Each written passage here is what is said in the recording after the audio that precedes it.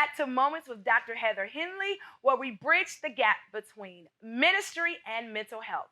I am your host, Dr. Heather Henley, and we have an amazing show. For this month, we have been talking about the complexities of trauma and what that looks like even in our ministries. So I'm going to give you a recap. So we have just talked about the definition of trauma because we want to make sure that we give it language. And so as a recap, we said trauma is an emotional response to an intense event that threatens or causes harm. Then we talked about the effects of untreated trauma, how it impacts us. And I talked about the four things: our body, our brain, our emotions, and our behaviors. So then we moved from there and we talked about factors that determine the impact of the traumatic events. And these things could be vulnerability, it could be multiple traumatic experiences, coping skills, relationships, and just our perception, the things that we see, those strongholds.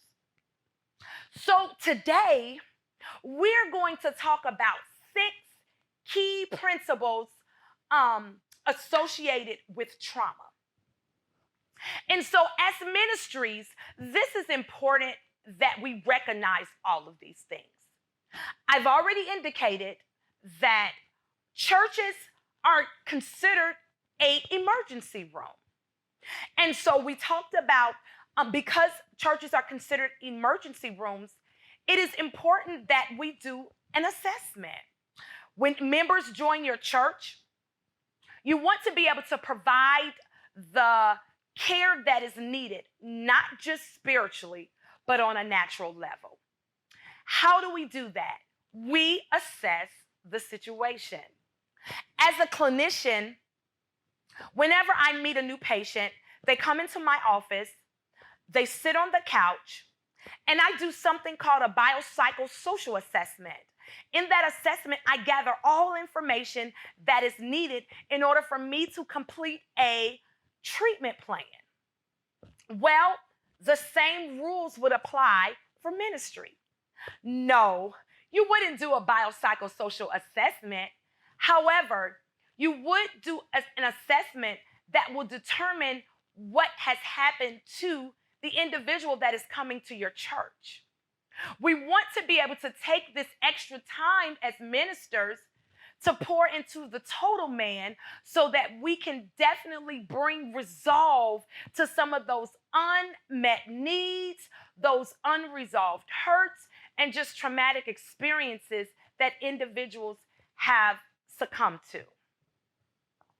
So I want to talk about some key principles that we can look at. The first one is safety. Listen, it is important to understand safety. When we are dealing with individuals that have experienced some type of trauma, we have to recognize what would be a trigger for them.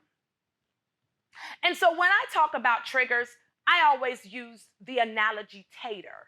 That's T-A-T-E-R, tater.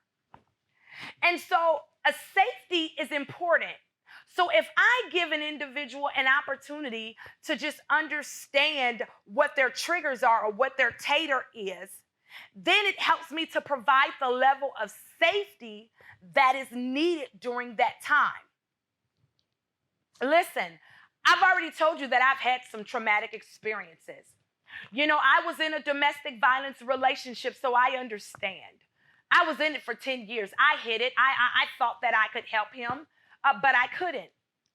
I worked on Skid Row in Los Angeles, California, at the Union Rescue Mission, and we worked with individuals of domestic violence. And see, it was important that we provided a safe place.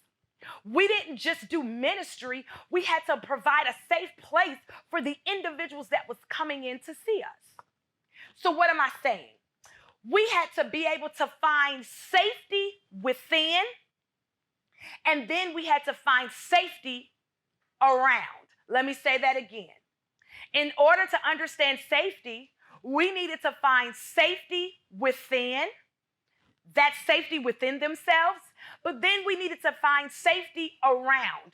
That was safety in the environment, safety in their world, safety in their spaces, safety in their culture. Now, what does that look like? Safety within, it looked like focusing on their physical health. So when I was trying to provide safety for the women who had experienced domestic violence, we had already uprooted them from their homes and we were providing a safe space. But we needed to provide that safety within. So we wanted to change their eating habits. We wanted them to be able to utilize some healthy practices, whether it was meditation, whether it was exercise, or even providing healthy choices for their children. Safety within looked like continuity. How many know when you are in dysfunction? Because we talked about that. It is hard for you to find consistency even in your home. So a lot of individuals that struggle with their emotions being unstable, it is hard for them to find or provide continuity in the home. So we wanted to make sure that with that safety within, we wanted to be able to find some continuity.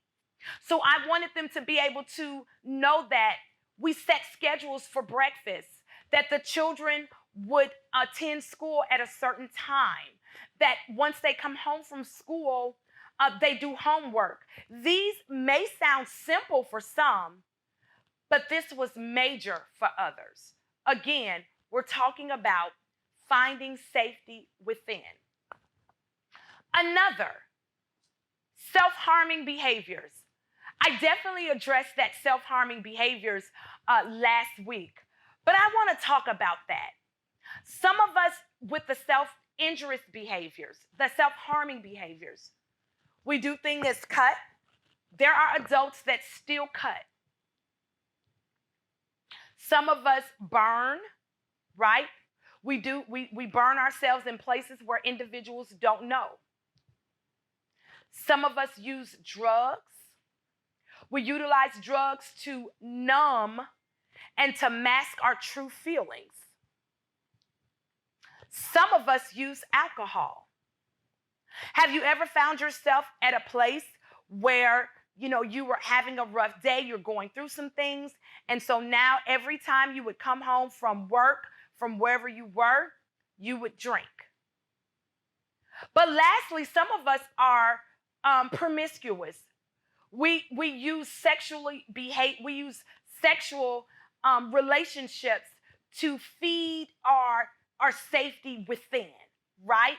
We seek out sex from others because that is a way to try and mask our unresolved hurts of being abandoned or being rejected or not being validated, not getting attention towards us, seeking attention, not feeling loved from individuals. And so we use sex to try and meet that need of feeling loved or wanting to be validated or just somebody paying attention to us. Those are the safety phases of within. But then we have safety around. That's the safety in our environments. And so it's important that we recognize and understand that individuals that have experienced some type of complexities of trauma, that some of the things is that they need to be able to identify some of those dangerous situations or individuals. I've already talked about domestic violence. So it is important that we recognize those things. Why? Because we don't want the individuals to be attracted to the same thing that they just walked out of. Listen, as ministry leaders, we understand familiar spirits. We understand that you're connected to what you're familiar to. So it is important that we recognize and that we understand those identifying dangerous situations that individuals may walk into unknowingly, unconsciously, because of the trauma that they have experienced. The next, we want to assess just those physical and emotional safety and social networks.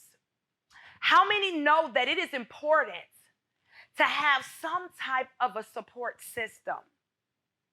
We were not meant to be alone.